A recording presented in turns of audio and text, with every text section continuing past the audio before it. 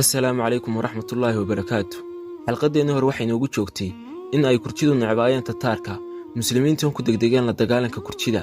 Qaybteena maanta wuxuu qoraaw ka bilaabayaa dagaalada muslimiinta dhex mari jiray ayaa kurjida iyo Tataarkana dhex mari jiray. Waxa la filayay muslimiinta in waqtiga adag ay kurjida la midoobaan, iyagoo ka digtoon kurjida laftooda.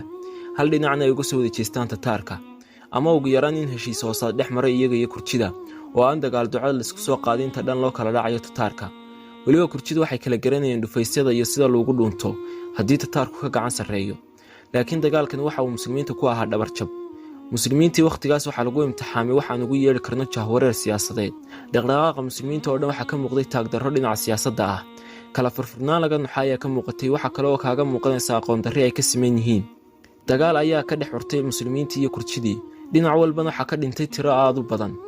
sidaa darteed muslimiintu kamay faa'iideysan fursadaas ay dantooda ku jirtay. taas ayaana ku caddaynaysa daciifnimadooda. heshiis ayaa la dhalay markii labada dhinacba ay awood badan ka burburtay. dhacdada labaad ee qoraagu soo qaadanaya waxay tahay natiijada ka soo baxay jabkii la gaadhsiiyey Tataarka. waxaa ka faa'iideystay oo soo baxay wiil uu dhalay Maxamed Khawaarsim. waxa uu ka soo baxay waqooyiga Iiraan, magaciisa waxaa la dhahaa Qiyaasudiin. ciidan ayuu urursaday isagoo ka faa'iideysanaya maqnaanshiyaha Tataarka. wuxuu gacanta ku dhigay magaalooyinka kale ah Rey iyo Asbahaan. waxa uu maamulkiisa cusub gaadhay ilaa gobolka Karmaan, waa gobol aan gaadhin Tataarku. ugu dambeyn waxa uu qabsaday gobolka Khuraasaan oo dhan. sidaasna wuxuu ku noqonayaa xayndaab kala dhex yaala Tataarka iyo khilaafada Cabbaasiyiinta. Naasir ladiinillaah oo ahaa khaliifkii waqtigaas waxa laga filayay inuu kaalmo siiyo Qiyaasudiin si uu u sii haysto dhulkan uu qabsaday. sababta oo ah waxa uu ahaa waardiyaha khilaafada. haddii Tataar imaadana wuxuu si toos ah u wajahaya Qiyaasudiin. khilaafada in la gaadhana waxa ka horreysay in Qiyaasudiin laga takhaluso. haddii la soo jabiyo Qiyaasudiin, khilaafadu weynaysanaysay. Tataarkana suurtagal weyn inuu babacdhigto maadaama ay ku soo daaleen dagaalkii Qiyaasudiin. laakiin midaas ma dhicin, khaliifkuna ma ahayn dheergarad. waxa haya xanuun aynu odhan karno indhala'aan siyaasadeed. waxa uu ahaa sida ay sheegeen taariikhyahanadu nin dulmi badan oo cashuuro meel kasta ku soo rogi jiray, iyadoo oo dhibaato kasta oo dhaqaale ay jirto. waxa uu soo rogaa cashuur ama wax kale oo magac cusub leh oo shacabka lacag lagaga dilayo. sababta ku kaliftayna waxa ahayd in culays kasta oo soo fuula uu shacabka iskaga kala yareeyo. muhiimadiisa ugu weyn waxay ahayd xafladaysi, ugaarsi iyo ciyaar. waxa waqtigiisii dalka hadhiyey fasaadkii, qiimihii maciishada ayaa kor u kacday. waxa yaraaday wixii dalka laga dhoofin jiray iyo wixii soo gelayeyba. waa nin ku faanayn dheergaradnimo iyo faham qoto dheer inuu leeyahay. weligiina dan kama gelin dhibaatooyinka faraha badan ee waqtigiisii dhacayay. muxuu sameeyey Naasir lidiinillaah? ma uu ilaawin khilaafaadkii gaboobay ee dhex yaallay isaga iyo dowladdii duntay ee Khawaarsim. waxa uu doonayay inuu dhigaha u siibo xukuumadda halkaas ka hana qaatay, isagoo ilowsan in isaga iyo Tataarka ay u dhaxayso. waxa uu warqad u diray Qiyaasudiin abtigiis oo lagu magacaabo Liqaan Daa'isi. waa nin weyn oo aqoon badan u leh kaartooyinka dagaalka. sidoo kale wuxuu hogaamiye u yahay ciidamada Qiyaasudiin. Qiyaasudiin laftiisuna arrin ma goostay ilaa uu isaga kala tashado. warqada ay khilaafadu soo dirtay ay ugu sheegayso in uu inqilaabo wiilka uu abtiga u yahay. Liqaan laftiisana hunguri ayaa ka hayay xukunka. weliba wuxuu ballan ugu qaaday khilaafadii haddii ay caawiso inuu Qiyaasudiin iyo waxa la socdaba uu tirtirayo. markii uu xoogaystay xoogaa ciidamo ahna urursaday, taageeradiisuna badatay ayuu caddaystay mucaaradnimadiisa iyo inuu inqilaab ku tala jiro. magaalada ayuu ka baxay dhuljiif buuna noqday waddooyinka goosta. tuulooyinka ayuu qabsadaa oo dabka saaraa. wuxuu helana hawadu ku dubtaa. dadka ayaa ka yaabay ninkan halaagan meel uu ka socdana way garan waayeen. ma ciidamada Tataarka ayuu ka socdaa mise ciidamada muslimiinta? waxa uu Liqaan Daa'isi ururiyey ciidan xoog badan oo ah kuwa ku talagalay dhac iyo boob. waxaan oo dhanna way ku faraxsan tahay khilaafadu. intaa kadib Liqaan Daa'isi waxa uu goostay inuu la dagaalamo inanka ay walaashi dhashay, weliba dagaal ugu kala baxo. waxa ay isla galeen seeftii labadii kooxood ee muslimiinta ahaa. waxaa ka dhex dhacay dagaal lagu halaagsamay. tiro aad u badan ayaa iskaga dhintay labada dhinac oo ay galaafteen seefuhu. waxa lagu jabiyey sharwadihii Liqaan Daa'isi. waxaa ciidamadiisii laga laayay tiro aad u badan. intii soo hadhayna maxaabiis ahaan baa loo kaxaystay. waxay u carareen isagiiyo intii la socotay iyagoo dulaysan Azerbaijan. waxaas iyo wax xil leh ayaa ka dhex dhacayay muslimiintii waqtigaa. Tataarkuna sidaa uma galan hadday muslimiin caadi yihiin oo iyagu midaysan.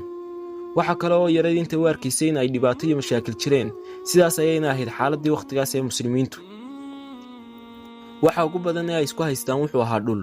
waa Masar iyo Suudaan oo isku haysta Xalayb, Liibiya iyo Tashaad oo isku haysta Shariid, Maroko iyo Jazaa'ir oo isku haysta Saxaraha Galbeed, Senegal iyo Mauritania oo isku haysta webiga Senegal, Sacuudiga iyo Yemen oo isku haysta gobolka Casiir, Imaaraadka iyo Iiraan oo isku haysta jasiiradda Abi Muusa, Suuriya iyo Turkiga oo isku haysta maamulka Alexandria.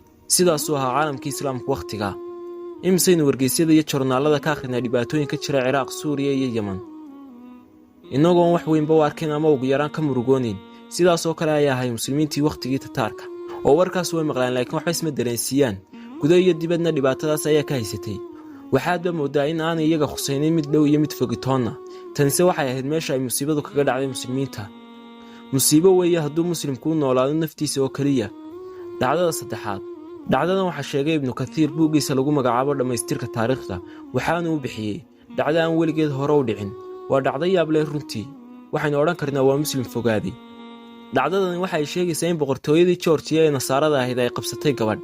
wakhtigaas oo uu dhammaaday heshiiskii dhex yaallay muslimiinta iyo Georgia, waxay talo ku gaadheen wasiiradii iyo laamihii dowladda Georgia in gabadhan loo guuriyo nin si uu arrimaha waddanka u maamulo, iyo si ay indhaha cadowga u arkaan ninkan dalka haysta, iyo si uu uga qayb galo heshiisyada wadda kula gelaya dowladaha kale, wadahadallada iyo wixii la mid ah. waxay jeclaatay boqoraddii in ay guursato nin boqortooyo ka soo jeeda ama meel sharaf leh, laakiin kama helin Georgia dhexdeeda nin u qalmo guurkeeda. waxaa warkaas maqlay mid ka mid ah boqorradii muslimiinta oo lagu magacaabo Muqaysidiin Daqraal Shaah. waxa uu ka mid ahaa boqorradii Salaajiqada, waxaana uu xukumi jiray gobolka Anadoolia ee iminka ah Turkiga.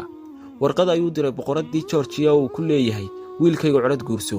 way diiday arrinkaas boqoraddii, waxayna tidhi dalkaygu gacan gelin mayno muslim.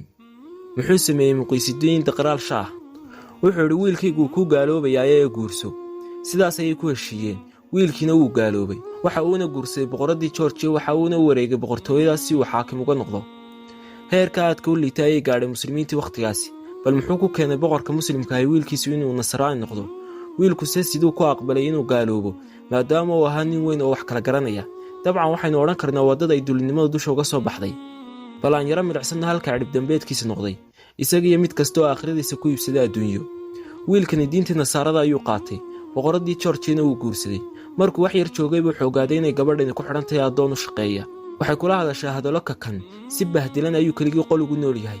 talada dalkana waxba lagama weydiiyo, xitaa looma yeedhi jirin, loomana ogolaan jirin inuu saamayn ku yeesho go'aanka dalka. maruu kala hadlay arrinta addoonka iyo xidhiidhka ka dhexeeya labadooda, waxay ugu jawaabtay haddaad sidaa raalli ku tahay joog, haddii kale joogi maysid. wuxuu yidhi kama raalli ahay sidan. intay qabatay ayay xidhay, socsocodkii iyo xorriyaddiina way u diiday, wax kastana way ka jartay. kadibna nin kale ayay iska guursatay. halkaa waxaa kaaga muuqanaysaa inaan allah cidna dulayni lama ayaa iyagu isduleeyaan. allah wuxuu qur-aankiisa ku yidhi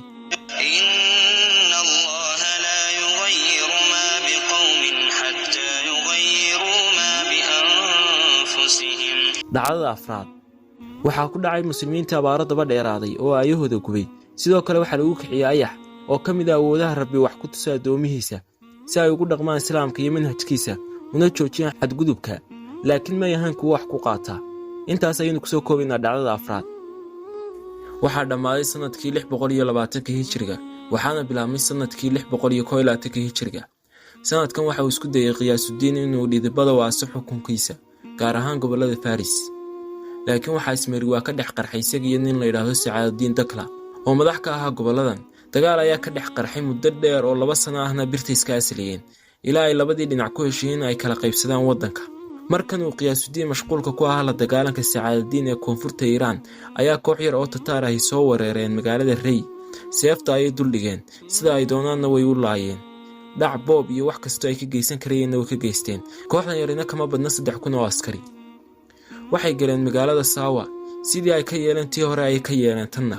waxay galeen magaalada Quum oo imika ah koonfurta Dahraan, iyo magaalada Qaashaan. waa ay burburiyeen, dadkiina laayeen. kadibna waxay u jeesteen Hamadaan.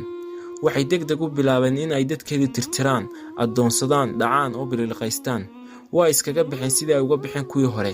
kadibna iyagoo bed qaba ayay ku noqdeen Jenghis Khan.